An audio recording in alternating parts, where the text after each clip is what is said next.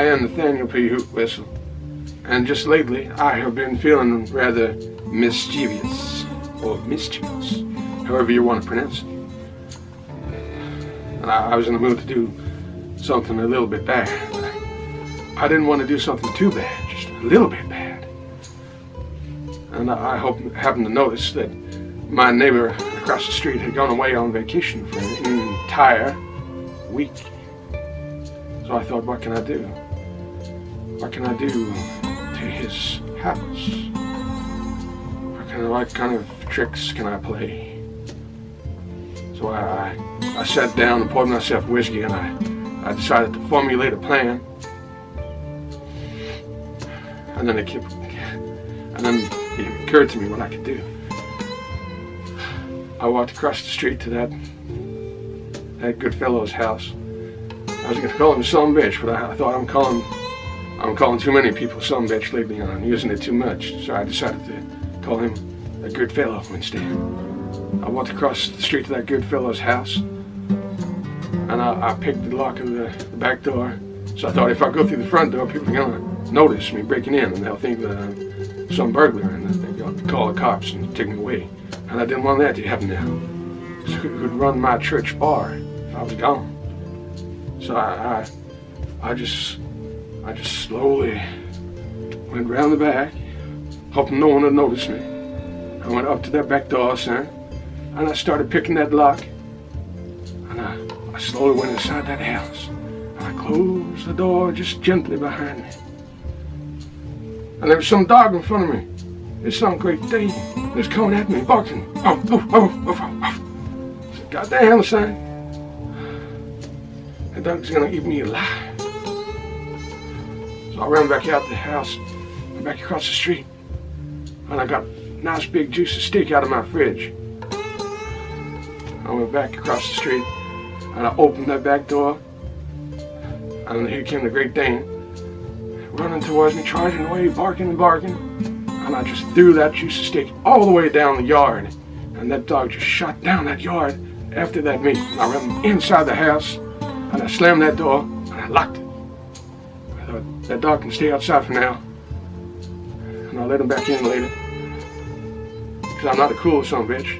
I wouldn't keep the dog locked outside. I'd let him go back inside his house. But for now, the house is mine. And I'm going to do what I want to this house, so I can have my fun. So you know what I did? I decided I would do things to the rooms. So I went into the bathroom, and I filled the bath full of mud. I got as much mud as I could. I had it delivered. I had a friend who I used to know. He owed me a favor, and I got him to come around in his truck, and he had a whole truck full of soil, mud, dirt. And he came in through the garage, and I got him to help me, and we put as much mud as we could into that bath. We filled it up, and then I got some palm trees. I got a friend of mine who owns a palm tree farm, and we put palm trees in that bath, three of them, 3 small palm trees, with all the soil in the bath. So when the good fellow neighbor comes home, that's what he'll find. And he'll be shocked. And he'll think, where did these palm trees and all this mud come from? And he'll think he's going crazy. But that's what I want, because it's my fun. And then you know what I did? I got some wallpaper, and I went into that shower cubicle, and I put lots of wallpaper up inside, wallpaper paste. And then I put loads of glue on the shower head, so when it switches on, all the pressure will build up, and that whole thing would just explode, and water would be everywhere. And it'll get on the wallpaper, and it'll get all soggy, and it'll just peel off slowly. I opened that toilet lid up, and I poured in a whole ton of quick dry cement. So that guy's gonna have a shock when he comes home. He's gonna go in there and hope to use the bathroom, and he'll find the toilet's full of cement. And it's the only toilet in the house, so he's gonna be screwed. And he won't be able to shower, and he won't be able to bath. That's just the way it is. It's just a twist of fate, son. And I decided And I decided to take all his furniture from his lounge, and I shifted it into the dining room. I dragged his dining table into the lounge. And I rearranged those two rooms. And I got a plumber friend of mine, and he came around, and I got him to disconnect the sink and the taps from the kitchen. And we plumbed in the sink into the lounge where the TV is. And we took the TV from the lounge and we put it in the kitchen where the oven is. We got some piping and we ran it right through the house, and we installed his oven in the bedroom. So if he wants to cook, he's got to do it in his own room. But it's just the way it is, son. It's the way these things happen. It's all done and fine. I'm not trying to be cruel. It's just a little game. Then I started to get bored, and I thought, this isn't enough, son. We got to do something a little more extreme. So you know what I did? I got my friends to help, and they came in, and we got all the chairs in the house, all the cozy armchairs and the dining chairs, and we glued them all to the ceiling. We just got up on ladders and we lifted them up, and we stuck them all there on the ceiling, just for fun. And we got the dining table, and we glued that to the ceiling too, son. And then we glued candlesticks to the dining table. We couldn't stop laughing. We were having so much fun.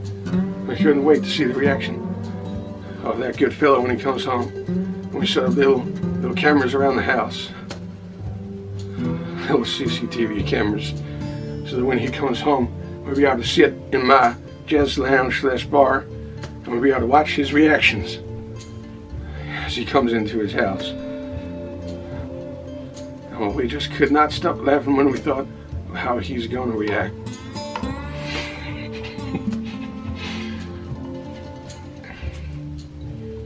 Then I had a little pang of guilt, and I thought maybe I'm doing the wrong thing. Then I remember I don't feel no guilt, so it's okay. So I can't be held accountable because I don't feel guilt. Then we decided we'd go into his lounge living room, and I got some builder friends of mine, and we got a pneumatic drill, and we started digging up the hole of the floor of his lounge, and we dug it down about 8 foot deep. 8 foot deep pit in his lounge, and we had a swimming pool installed, and we filled that sucker up with as much water as we could, because naturally I had it heated because I'm not some bitch. It wasn't going to make them have a cold swimming pool in their house, so now their whole lounge is a swimming pool, and just to be nice. So I put that TV back in the lounge, and I had it installed up on the wall, so I thought when they come home, or I'm not sure if he actually lives with anyone. When he comes home, he can just walk into his swimming pool lounge and just fall straight in that water. But then he'll be angry at first, then he'll see the TV is on, up near the ceiling. And then he'll be happy, because even though he doesn't have a proper lounge anymore, it's just a swimming pool, at least the TV is still there. While he sits in the water, the fact the TV is there and on for him to see will give him comfort, and then it will ease the suffering. And I went into the bedrooms, and my friends and I, we had all the mattresses removed, including the pillows too. So when that good fellow comes home and he wants to go to bed to sleep, and he'll be so upset, and he'll wonder what's going on, he'll think he's going crazy, and then he'll suddenly notice that there's an oven in his room.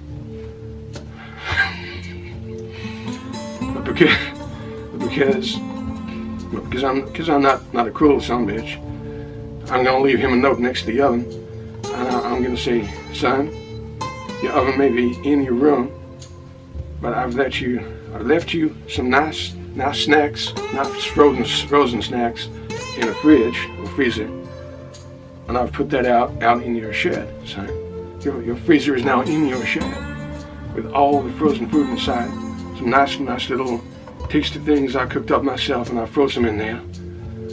And I said, in that note, you can comfort yourself by not having a proper bed no more, by going out to your shed and getting out the frozen snacks I made for you, and go back to your room and you cook them.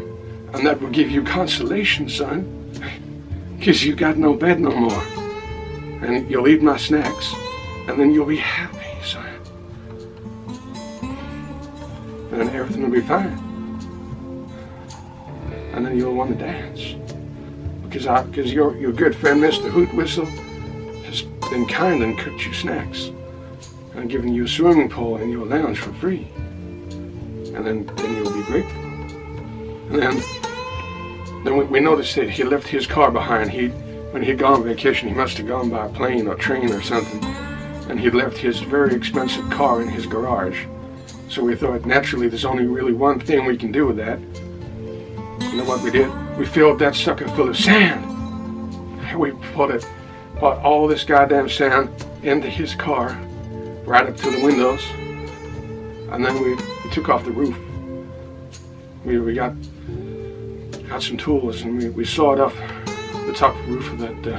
We got some tools and we took off the roof of the car and we poured in more sand, right the way up to the very top. And then my friend got a blowtorch and he soldered that roof back on top again. And we made sure the doors were locked so he couldn't get inside the car. And then we threw the keys away. But all this is just done for fun, son. It's not done out of cruelty or viciousness. This is just done out of playfulness. This is just done out of playful kindness, son. This is just me being friendly and neighborly. And I don't mean it in a bad way.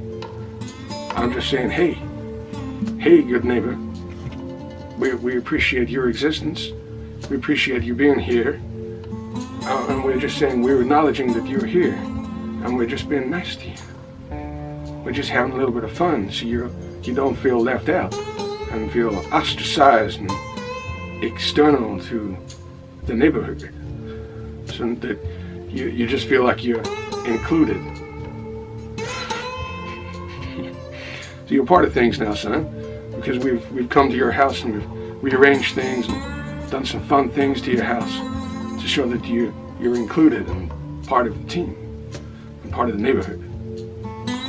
And that son of a bitch better be grateful for all I've done to his house.